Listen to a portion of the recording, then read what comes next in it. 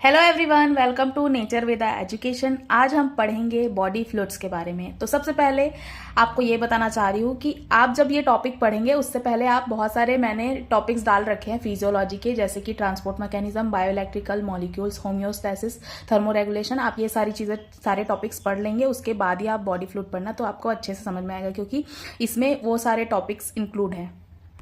तो अब देख लेते हैं कि बॉडी फ्लूइड होता क्या है। सबसे पहले ये जान लेते हैं कि जो हमारी ह्यूमन बॉडी है वो किन चीज़ों से मिलकर बनी होती है। तो जो हमारी ह्यूमन बॉडी होती है वो मेनली दो पार्ट से मिलकर बनी होती है। पहला है सॉलिड और दूसरा है हमारा फ्लूइड पार्ट। तो जो हमारा होल बॉडी होता है उसका 2/3 पार्ट से ज़्यादा क्या होता है, फ्लूइड पार्ट से बना होता है।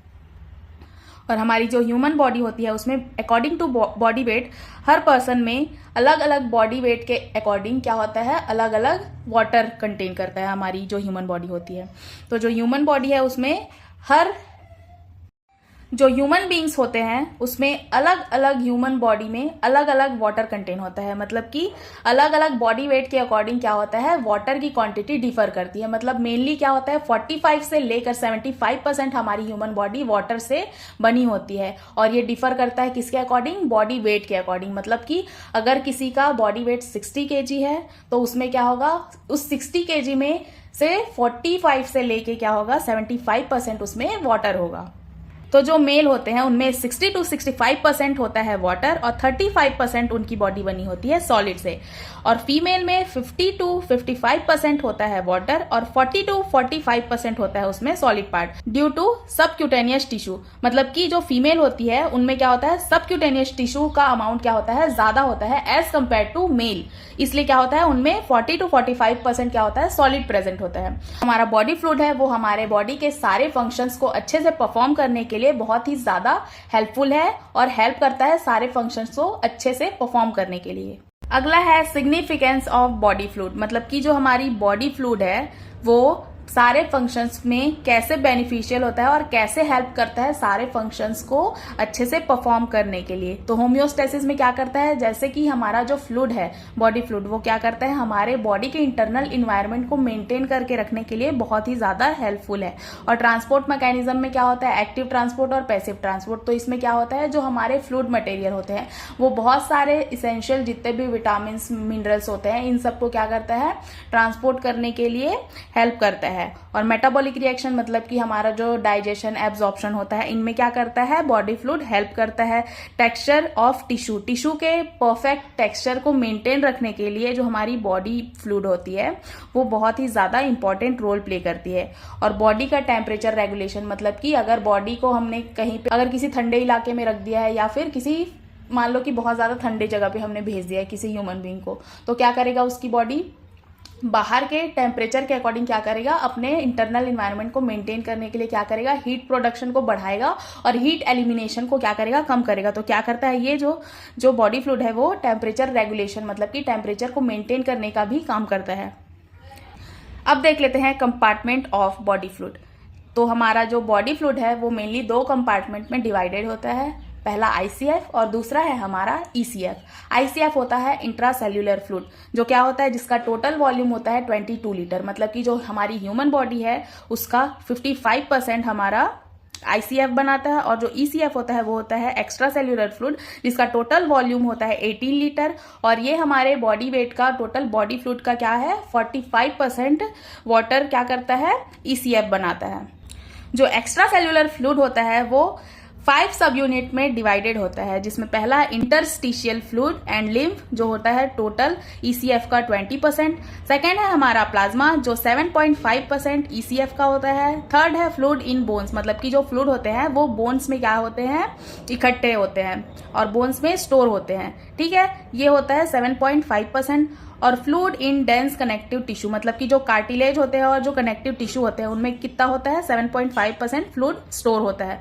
और ट्रांससेल्यूलर फ्लूइड जो होता है 2.5%। इसमें कौन कौन से फ्लूइड आते हैं, cerebrospinal fluid, intraocular fluid, digestive fluid, जितने भी डाइजेस्टिव जूसेस होते हैं जो डाइजेशन में हेल्प करते हैं वो सारी चीजें, peritoneal fluid, pericardial fluid, intra pleural fluid और साइनोवियल फ्लूइड जॉइंट्स। ठीक है, और जो यूरिनरी ट्रैक्ट में फ्लूइड प्रेजेंट होते हैं ये सारे फ्लूइड्स आते हैं हमारे ट्रांससेल्यूलर फ्लूइड्स में। तो जो हमारी बॉडी है उसमें कितना फ्लूइड प्रेजेंट होता है, मेनली 40 लीटर वाटर प्रेजेंट होता है, जो 2 कंपार्टमेंट में डिवाइडेड होता है, ECF ICF। तो आप ये डायग्राम बना देना जब आपके एग्जाम में आएगा तब। अब देख लेते हैं कंपोजिशन ऑफ बॉडी फ्लूइड। तो जो हमारी बॉडी फ्लूइड है वो क्या है, इनका कंपोजिशन कैसे होता है, मतलब कि ये कैसे बनते हैं। ठीक है, जो बॉडी फ्लूइड है वो वाटर और सॉलिड दोनों चीजें क्या करता है, कंटेन करता है। तो सॉलिड क्या होते हैं, mainly organic and inorganic substance होते हैं, जिनमें ऑर्गेनिक में क्या क्या चीजें आती हैं, glucose, amino acid, fatty acid, hormones और एंजाइम, ये सारी चीजें किसमें आते हैं, ऑर्गेनिक सब्सटेंस में। और इनऑर्गेनिक में आते हैं sodium, potassium, calcium, magnesium, chloride, phosphate, sulphate, ये सारी चीजें आती हैं इनऑर्गेनिक सॉलिड में। अब देख लेते हैं कि ECF और ICF में क्या डिफरेंस होता है। तो जो हमारा ECF होता है उसमें ज्यादातर क्या प्रेजेंट होते हैं, कैटायन, जिसमें क्या होता है, सोडियम आयन। कैटायन मीन्स होता है वो आयंस जो क्या करते हैं, जो पॉजिटिव आयंस होते हैं जितने भी, मतलब कि जो क्या करते हैं, डोनेट करते हैं। जो हमारा ECF होता है उसमें मेनली क्या प्रेजेंट होता है, कैटायंस प्रेजेंट होते हैं, यानी कि सोडियम आयंस। ये क्या करते हैं, ज्यादातर मसल कॉन्ट्रैक्शन और इंपल्स ट्रांसमिशन में हेल्प करते हैं। और जितने भी हमारे फ्लूइड और इलेक्ट्रोलाइट होते हैं उनका क्या करते हैं, बैलेंस करते हैं। जितने भी मतलब कि फ्लूइड का ट्रांसपोर्ट करते हैं और इलेक्ट्रोलाइट का बैलेंस करने में क्या करते हैं, ECF क्या करते हैं, हेल्प करते हैं। और इनमें क्लोराइड एंड आयन प्रेजेंट होता है, जो ऑस्मोटिक प्रेशर को रेगुलेट करने में और HCl और गैस्ट्रिक जूसेस के फॉर्मेशन में क्या करता है, हेल्प करता है।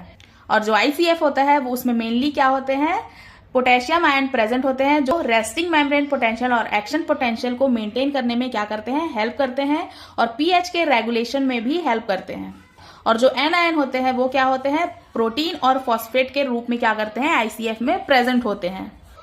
अब देख लेते हैं कि हमारा बॉडी फ्लूइड का कंसंट्रेशन क्या होता है। Concentration of body fluids is expressed in 3 ways, मतलब कि 3 तरीके से क्या बताया गया है, हमारे जो बॉडी फ्लूइड है उसके कंसंट्रेशन को एक्सप्रेस किया गया है या फिर उसको एक्सप्लेन किया गया है। फर्स्ट है ऑस्मोलैलिटी, सेकंड है ऑस्मोलैरिटी, थर्ड है हमारा टोनिसिटी। तो ऑस्मोलैलिटी क्या होती है, जो ऑस्मोलैलिटी है वो क्या होता है, जो भी पार्टिकल्स होते हैं, सॉल्यूट पार्टिकल्स, उनका कंसंट्रेशन जो किसमें डिसॉल्व हो चुके हैं, हमारे जो बॉडी फ्लूइड है उसमें डिसॉल्व है, उनमें जो सॉल्यूट है उसका जो कंसंट्रेशन है उसे ही बोला गया है यहाँ पे ऑस्मोलैलिटी। ऑस्मोलैरिटी क्या होती है, जो ऑस्मोलैरिटी एक पर्टिकुलर अमाउंट या नंबर होता है किसी भी सॉल्यूट पार्टिकल का, जो किसमें डिसॉल्व होता है, पर लीटर सॉल्यूशन में डिसॉल्व होता है। और जो ऑस्मोटिक प्रेशर होता है सॉल्यूशन का वो किस पे डिपेंड करता है, ऑस्मोलैलिटी पर डिपेंड करता है। अब थर्ड है हमारा टोनिसिटी। टोनिसिटी क्या होता है, जो वाटर है वो क्या करता है, उसका जो मूवमेंट होता है फ्लूइड कंपार्टमेंट में उसे ही बोला जाता है टोनिसिटी, जिसमें वाटर क्या करता है, बहुत ही रैपिडली मूव करता है सेल मेम्ब्रेन को क्रॉस करके। इसमें क्या क्या इंक्लूड होते हैं, यूरिया, अल्कोहल, ये सारी चीजें क्या करते हैं, बहुत ही रैपिडली सेल मेम्ब्रेन से क्रॉस कर जाते हैं। टोनिसिटी क्या होता है, एक मेजरमेंट होता है। इफेक्टिव ऑस्मोलैलिटी का क्या होता है, एक मेजरमेंट होता है। इसको 3 कैटेगरी में क्लासिफाई किया गया है, आइसोटोनिक फ्लूइड, हाइपरटोनिक फ्लूइड और हाइपोटोनिक फ्लूइड। आइसोटोनिक मीन्स जब 2 सेम कंसंट्रेशन के जो फ्लूइड होते हैं उनको क्या बोला जाता है, आइसोटोनिक। और हाइपरटोनिक में अगर हमने 2 फ्लूइड लिया है, उसमें अगर किसी फ्लूइड का कंसंट्रेशन ज्यादा है एज कंपेयर टू जो और सेकंड हमारा जो फ्लूइड रखा है उससे, तो क्या होगा, इसका जो कंसंट्रेशन होगा वो क्या होगा, उसको क्या बोलेंगे हम, उसे ही हाइपरटोनिक बोलेंगे। और हाइपोटोनिक कब बोलेंगे, जो कम वाला होगा उसका जो कंसंट्रेशन है, जिसका लो है, जो हमारा सेकंड सॉल्यूशन है उसका कंसंट्रेशन क्या है, लो है, तो हम उस कम कंसंट्रेशन वाले फ्लूइड को क्या बोलेंगे, हाइपोटोनिक फ्लूइड बोलेंगे। अब देख लेते हैं अप्लाइड फिजियोलॉजी। तो अप्लाइड फिजियोलॉजी में मतलब कि हमें ये सब कहा, जो बॉडी फ्लूइड है उसका क्या है, जितने भी जो इंपॉर्टेंस है और वो हमारे रियल लाइफ में ह्यूमन बॉडी में कैसे रोल प्ले करते हैं और कैसे हमारी बॉडी के लिए इंपॉर्टेंट होते हैं वो देख लेते हैं। तो इसमें क्या क्या आता है, पहला है हमारा डिहाइड्रेशन और सेकेंड है हमारा वाटर इंटॉक्सिकेशन। तो हम सबसे पहले देख लेते हैं कि डिहाइड्रेशन क्या होता है। तो डिहाइड्रेशन क्या होता है, डिहाइड्रेशन होता है क्या, तो डिहाइड्रेशन क्या होता है, जब किसी भी ह्यूमन बीइंग से ह्यूमन बीइंग की बॉडी से क्या होता है, एक्सेसिव वाटर लॉस होता है, उसे ही क्या बोलते हैं हम, डिहाइड्रेशन। जो बॉडी होती है उसमें क्या होता है, नॉर्मल फंक्शनिंग, मतलब कि ह्यूमन बॉडी की फंक्शनिंग के लिए क्या होता है, मेनली वाटर क्या होता है, इंपॉर्टेंट होता है। तो उसके लिए क्या होता है, एक सर्टेन अमाउंट ऑफ वाटर की रिक्वायरमेंट होती है हमारी ह्यूमन बॉडी को, और जब उसे वो वाटर को जब कंटेन नहीं कर पाता है हमारे बॉडी, तो क्या करता है, वो डिहाइड्रेशन कहलाता है। जो डिहाइड्रेशन है उसे 3 पार्ट में डिवाइड किया गया है, माइल्ड डिहाइड्रेशन, मॉडरेट डिहाइड्रेशन और सीवियर डिहाइड्रेशन। तो जो माइल्ड डिहाइड्रेशन होता है उसमें क्या होता है, टोटल बॉडी फ्लूइड का क्या होता है, 5% वाटर क्या होता है, लॉस होता है, उसे क्या बोलते हैं, माइल्ड डिहाइड्रेशन बोलते हैं। जो मॉडरेट डिहाइड्रेशन होता है उसमें जो हमारा टोटल बॉडी वेट है उसका, टोटल बॉडी फ्लूइड का क्या होता है, 10% वाटर क्या होता है, लॉस होने की वजह से जो डिहाइड्रेशन होता है उसे क्या बोलते हैं, मॉडरेट डिहाइड्रेशन। और जो सीवियर डिहाइड्रेशन है उसमें क्या होता है, टोटल बॉडी फ्लूइड का 15% से ज्यादा अगर बॉडी वाटर लॉस हो चुका है तो उस कंडीशन को हम बोलेंगे सीवियर डिहाइड्रेशन। तो अब देख लेते हैं कि डिहाइड्रेशन किस किस वजह से होता है। अगर किसी को सीवियर डायरिया है, मतलब कि बहुत ज्यादा एक्सेस अमाउंट में उसका क्या हो रहा है, बहुत ज्यादा वाटर लॉस हो रहा है, किसकी वजह से, बोवेल मूवमेंट की वजह से, ठीक है, या फिर वोमिटिंग की वजह से, तो उस कंडीशन में क्या हो सकता है, उसको डिहाइड्रेशन की कंडीशन आ सकती है। एक्सेस यूरिनरी आउटपुट, मतलब कि बहुत ज्यादा यूरिनेशन अगर एलिमिनेट हो रहा है किसी का, तो उससे क्या हो सकता है, डिहाइड्रेशन कॉज हो सकता है। अगर कोई इनसफिशियंट वाटर इनटेक कर रहा है, मतलब कि सफिशियंट वाटर नहीं पी पा रहा है, अगर वो अच्छे से पानी नहीं पी रहा है, तो क्या कर सकता है, डिहाइड्रेशन हो सकता है। एक्सेस स्वेटिंग की वजह से, प्रोलॉन्ग फिजिकल एक्टिविटी, मतलब अगर कोई बहुत ज्यादा वर्कआउट कर रहा है या फिर गेम अगर कोई बहुत ज्यादा रनिंग कर रहा है या फिर गेम्स खेल रहा है, तो उसकी वजह से क्या हो सकता है, बहुत ज्यादा वाटर लॉस हो सकता है, किसके थ्रू, स्वेटिंग के through.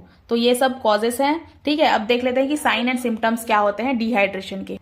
Mild and moderate dehydration में क्या क्या हमें साइन एंड सिम्टम्स दिखेंगे, माउथ ड्राइनेस, मतलब कि अगर किसी को डिहाइड्रेशन हो गया है तो क्या होगा, उसका माउथ क्या है, ड्राई फील होगा, ठीक है, उसको बहुत ज्यादा प्यास लगेगी, स्वेटिंग होगा, हेडेक होगा, डिजीनेस, मतलब कि बहुत ज्यादा लेथार्जी फील होगा या फिर वीकनेस फील होगा, ठीक है, हाथ पैर में बहुत ज्यादा दर्द होगा।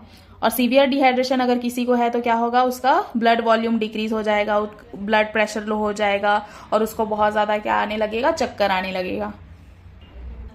अब देख लेते हैं कि वाटर इंटॉक्सिकेशन क्या होता है। जब कोई इंसान बहुत ही ज्यादा वाटर इनटेक कर रहा है या फिर उसकी बॉडी से क्या हो रहा है, वाटर एलिमिनेट नहीं हो पा रहा है, तो उससे बोलेंगे हम वाटर इंटॉक्सिकेशन। इसे ही हम बोलते हैं ओवर हाइड्रेशन, हाइपर हाइड्रेशन या फिर वाटर एक्सेस या फिर वाटर पॉइजनिंग। इसके कॉज क्या क्या हो सकते हैं, हार्ट फेलियर, रीनल डिसऑर्डर या फिर water intoxication is also common in children having swimming practice. अगर कोई बच्चा स्विमिंग प्रैक्टिस कर रहा है बहुत ज्यादा, तो उसके वजह से क्या हो सकता है, उसके बॉडी में बहुत ज्यादा वाटर जाने की वजह से उसको वाटर इंटॉक्सिकेशन हो सकता है। अब इसके साइन एंड सिम्टम्स क्या होते हैं, तो साइन सिम्टम्स इसके होंगे nausea, vomiting, sudden loss of weight, मतलब कि वेट कम हो जाएगा, ठीक है, वीकनेस फील होगा, ब्लर विजन हो जाएगा, एनीमिया, एसिडोसिस और हेमरेज या फिर शॉक की कंडीशन भी आ सकती है। इसका ट्रीटमेंट क्या होगा, हमें क्या करना है, वाटर इनटेक को क्या करना है, कम करना है, और जो यूरिन है, ठीक है, वाटर इंक्रीज करना है, क्या करना है, यूरिन के थ्रू क्या करना है, वाटर लॉस को इंक्रीज करना है, ताकि क्या हो, बॉडी में वाटर कम हो, वाटर का जो अमाउंट है वो क्या हो, कम हो जाए। तो ये था हमारा बॉडी फ्लूइड टॉपिक, कंप्लीट हो चुका है। अगर इसमें से आपको कोई चीज समझ में नहीं आई होगी तो आप कमेंट में लिख के मुझे भेज सकते हैं, तो मैं आपके डाउट क्लियर कर दूंगी। और वीडियो अगर हेल्पफुल रही हो, अच्छी लगी हो, तो वीडियो पे लाइक, कमेंट एंड शेयर जरूर करें और चैनल को जाके सब्सक्राइब कर दें। Thanks for watching.